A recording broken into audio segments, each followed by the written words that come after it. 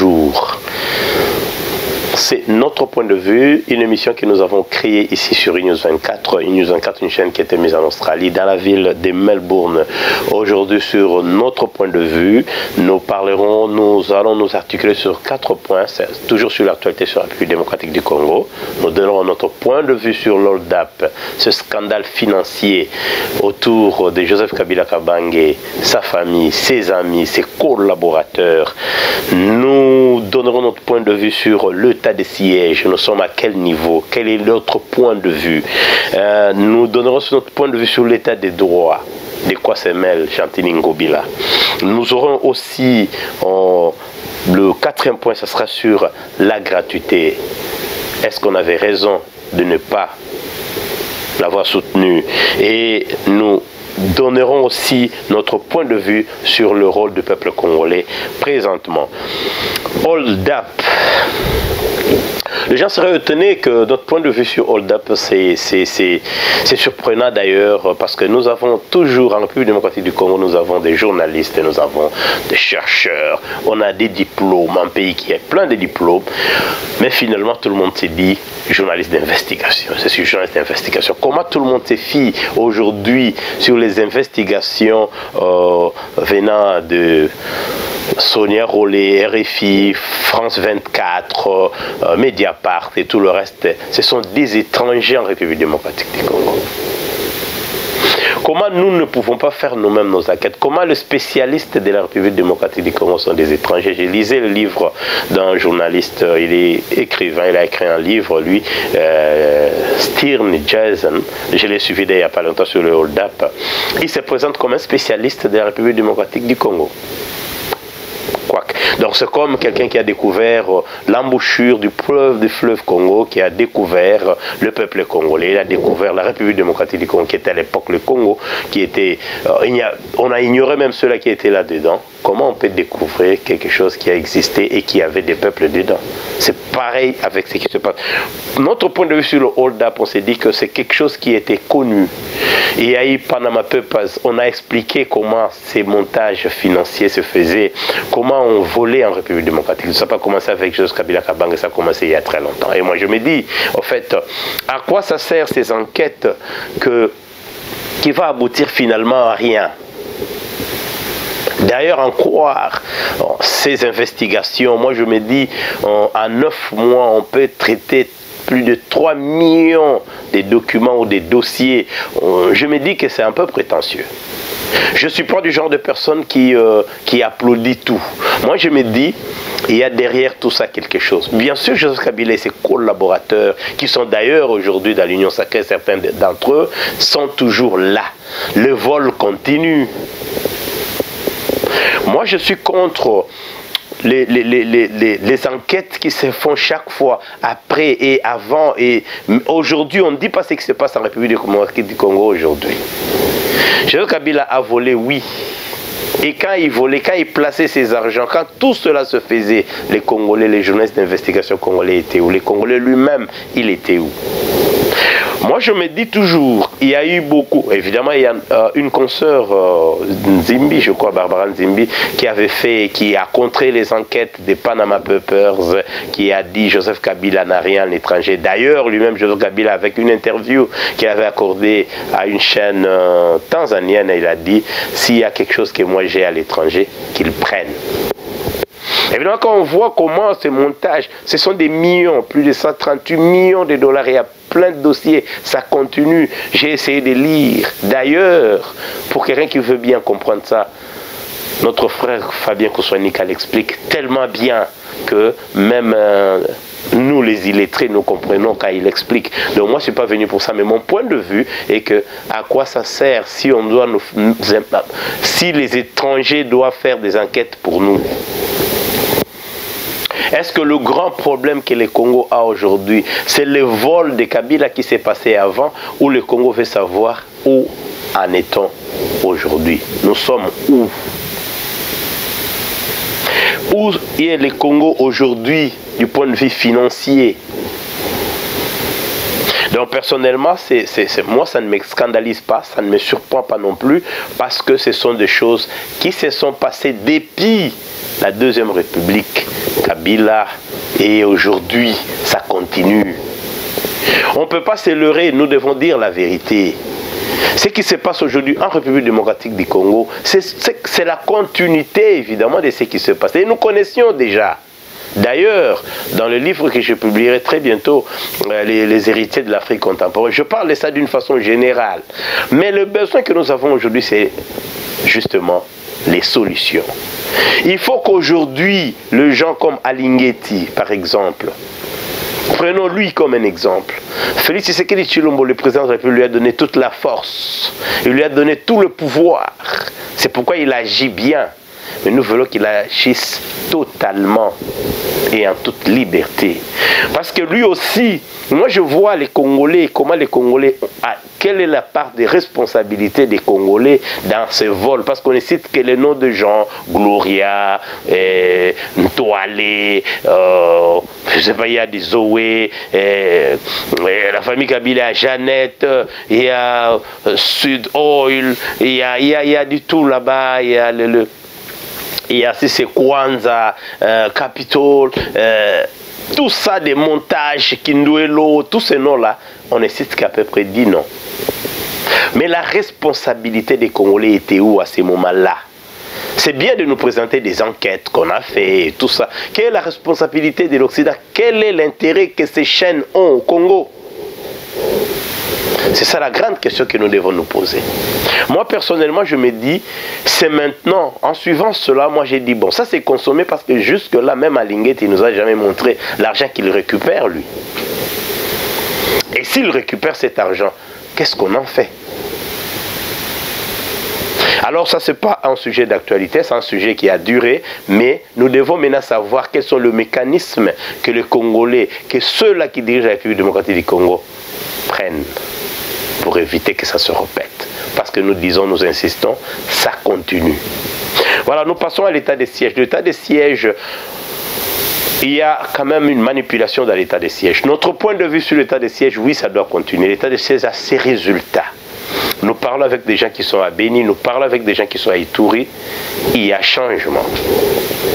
Et nous réalisons qu'il y a un groupe des ONG qui se créent, eux-mêmes se créent, et se disent, pour affaiblir, parce qu'en fait, ce qui est surprenant dans certains pays africains, surtout en République démocratique du Congo, les opposants, leur souci, c'est celui qui est au pouvoir, puis s'échouer. Alors pour échouer, il faut créer toutes sortes d'informations, d'intoxication, par exemple, des ONG qui gonflent même le chiffre des gens qui sont morts.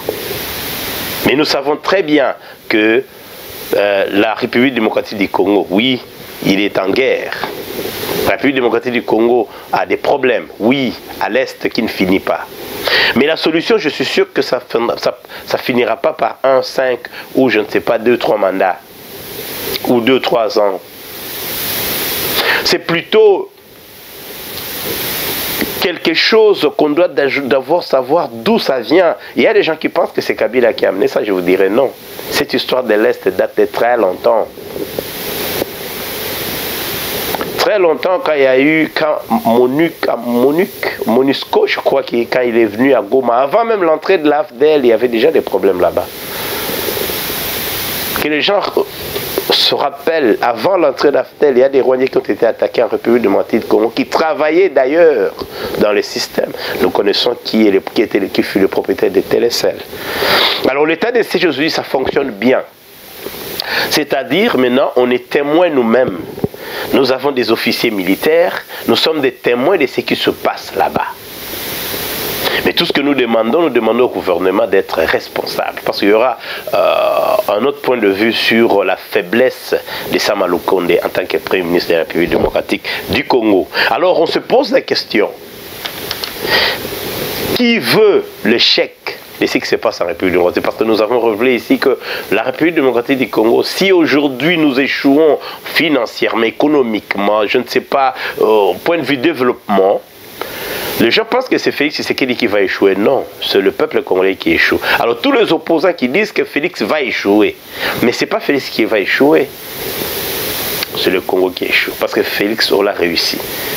Il n'était rien, il est devenu président de la République, il a un CV costaud, il est le numéro 1 de ce grand pays et il partira comme ça et toute sa famille, tout le reste de sa famille sera toujours bien. Lui a réussi, il a eu une promotion dans sa vie, mais c'est le pays qui échoue. Alors quand on est opposant, on ne manipule pas, quand on est opposant, on est vrai.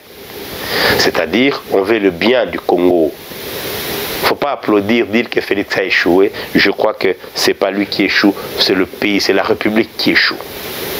Alors, disons, les manipulations de l'état de siège, nous pensons que l'état de siège doit durer un peu plus longtemps, pour que nous soyons d'abord nous-mêmes des témoins, et puis pour qu'il y ait une idée de dissuasion, c'est-à-dire nous avons notre armée, mais nous demanderons tout simplement au gouvernement de mettre beaucoup de budget. C'est pourquoi nous disons bravo à Kabound, qui, lui, est réaliste. Il a tout simplement dit, le budget n'est pas réaliste. Là où il y a l'état de siège, c'est là qu'il faut mettre beaucoup d'argent. Parce que ça, ce sont des décisions pour finir quelque chose. Parce que nous voulons avoir une solution et nous descendons notre point de vue sur l'état des droits. Oui, l'état des droits en République démocratique du Congo fonctionne, mais avec des erreurs, avec des gens qui sont des amateurs, justement, au sommet de l'État, c'est-à-dire, quand je parle ainsi, ce sont des gens qui voulaient devenir soit procureur général, je ne sais pas, devenir ce qu'ils ont voulu être, mais voilà, aujourd'hui, l'état des droits est piétiné parce que Matata Ponyo a été envoyé devant les juges. Il y a beaucoup de scandales parce que lui, il était parmi les premiers ministres le plus écoutés de Joseph Kabila Kabange. Il y a beaucoup de scandales qui se sont faits pendant son époque. Il devait s'expliquer. Mais on dit que le tribunal est incompétent. En fait, il ne devait pas être présenté là-bas. Il devait être présenté au cours des cassations, comme les juristes le savent. Mais qui est incompétent, en fait? Moi, je crois que la personne qui est incompétent plutôt, c'est celui qu'on appelle aujourd'hui procureur de la République. Le procureur général de la République est incompétent parce que lui devrait savoir que Matata Ponyo ne devrait pas être envoyé là-bas. Et s'il a su, donc ils ont fait ça sciemment. C'est ça la bêtise au sommet de l'État. Et quand je dis que on félicite des gens parce qu'ils parlent bien français. Il y a des diplômes, un pays avec beaucoup de diplômes, avec trop de juristes, trop de gens qui ont fait les droits, qui ont fini, qui parlent, mais ce sont des incompétents comme, évidemment, cette cour qui a reçu Matata Ponyo qui était incompétent, comme eux-mêmes sont incompétents sans savoir où amener qui. Notion élémentaire. Alors on dit aussi à Jean-Tini Ngobila, de quoi tu te mêles? Gouverneur de la ville de Kinshasa, de quoi tu te mêles? L'état des droits, c'est le respect des droits du citoyen. Les marches ne doivent pas être réprimées. Là, vous êtes au-dessus de l'état des droits. Félix Tshisekedi Tshilombo prend l'état des droits et Jean-Tini Ngobila stoppe l'état des droits et il participe à l'échec du mandat du chef. Ne te mêle pas des affaires des Congolais, fais ton travail. Congo Bupeto, le Congo doit être propre. Kinshasa doit être plutôt propre. C'est ça ton travail. Ton travail, ce n'est pas d'empêcher les gens de faire des sittings. Notre point de vue sur la gratuité. La gratuité, je me rappelle, j'étais à Kinshasa quand on avait prôné la gratuité. Je me suis dit, ça c'est de la folie. La personne qui avait donné l'idée, immature. Toujours, les gens qui pensent qu'ils connaissent, ils ne connaissent pas. La réalité est que on ne peut pas créer une gratuité là où il n'y a rien. L'idée est géniale, l'idée est audacieuse, l'idée est merveilleuse. C'est-à-dire appliquer ce qui est écrit dans notre constitution. Oui, il ne faut pas faire comme l'autre qui a démembré la République démocratique du Congo avec 26 provinces où il n'y a pas d'urbanisation. Zéro. Un autre échec. Et on décide encore de retomber sur le même échec, c'est-à-dire faire ce que la Constitution a dit. Et l'échec, c'est quoi? Les classes sont pléthoriques. La qualité, quand il y a la quantité et la qualité ne suit pas, il fallait plutôt créer des écoles. Pendant les 5 ans, créer des écoles, donner un statut spécial aux enseignants, parce que ce sont ceux-là qui vont être en face de ces enfants-là pour faire de la gratuité. l'emblème de ce mandat de Félix Tshisekedi Tshilombo, il fallait qu'il y ait ce que nous appelons l'encadrement. Il fallait qu'il y ait des réformes au niveau de l'enseignement. Quand les députés étaient en train de chercher des 4-4, ils devaient voter des lois pour des réformes au niveau de l'éducation, parce que l'éducation de la République démocratique du Congo ne fait que descendre. Il n'y a rien, vraiment rien. Alors l'idée, nous savions que ça n'allait pas tenir, bien sûr, mais l'idée était audacieuse, mais au moins aujourd'hui nous avons appris, parce qu'il y a du recul. Et quand on recule sur une décision qu'on a prise, oui, l'idiot c'est celui qui n'apprend pas, l'idiot c'est celui qui ne stoppe pas sa lancée s'il réalise que les choses ne vont pas bien. Nous avons dit bravo au gouvernement Sama Lukonde. Ils ont écouté Félix Tshisekedi Tshilombo qui a dit non, là où nous partons vers l'échec. C'est-à-dire, ça ne sera pas possible aujourd'hui, nous allons faire la gratuité d'une façon progressive. Voilà, donc maintenant il faut penser, pour ceux-là qui planifient, pour prouver que vous êtes vraiment, vous travaillez dans le bien de la République démocratique du Congo, vous devez maintenant chercher aller vers les Maluku. Nous avons des espaces à Kinshasa. Créer des écoles. Partez partout où Kabila a démembré sans rien mettre. Dans des Kwango. Construisez des écoles. Ça vous demandera seulement. C'est un petit projet de 100 millions de dollars. Vous prenez seulement un petit 100 millions de dollars. Vous mettez au service de l'éducation pour construire d'abord des écoles. Réhabiliter ceux-là qui existent. Construire des écoles. Si l'État n'est pas fort, la gratuité ne sera pas forte. Je pense qu'on n'a pas prêché dans le désert. Le rôle du peuple congolais, c'est être justement le garde-fou. Il faut voir les choses de ton pays. C'est pourquoi j'ai dit, ce n'est pas la diaspora qui doit pourrir. Nous ne devons pas faire des bruits ici derrière des caméras, faire des bruits. C'est un plaisir qu'on se donne. Mais normalement, le peuple congolais lui-même doit prendre conscience. Quand ils suivent le hold-up, ils vont réaliser que vous souffrez, mais vous laissez votre vide entre les mains toujours d'un poignet de gens qui sont en train justement de saigner à blanc votre économie et vous souffrez. Et leurs enfants, d'ailleurs, ce qui est curieux, vous applaudissez des gens, leurs enfants n'étudient pas là-bas. Les enfants étudient ailleurs. Ils sont en Afrique du Sud, aux États-Unis, au Canada, en Australie, en Europe, Chine, Asie. Mais c'est vous. Je suis des fois surpris, un peuple qui applaudit celui qui ne leur a rien donné. D'ailleurs, moi je me dis, on sait mettre de quoi nous, la diaspora. Nous aussi, nous devons nous remettre en cause. Comment est-ce que dans un pays, on parle de RAM. Oui, j'ai condamné le RAM. Mais entre-temps, j'ai vu des gens marcher parce qu'ils ont refusé qu'on se prenne RAM, parce qu'on leur a dit, vous aurez l'Internet gratuitement. Donc ils ont cru à la décision. Le peuple mérite ses dirigeants. Alors, peuple congolais, les dirigeants que vous les avez mérités. Et il ne faut pas qu'on se plaigne des conséquences. C'était notre point de vue. À la prochaine. Ciao. Cette émission est dédiée à Baby Kasongo. Nous te saluons là où tu es. Merci pour les soutiens.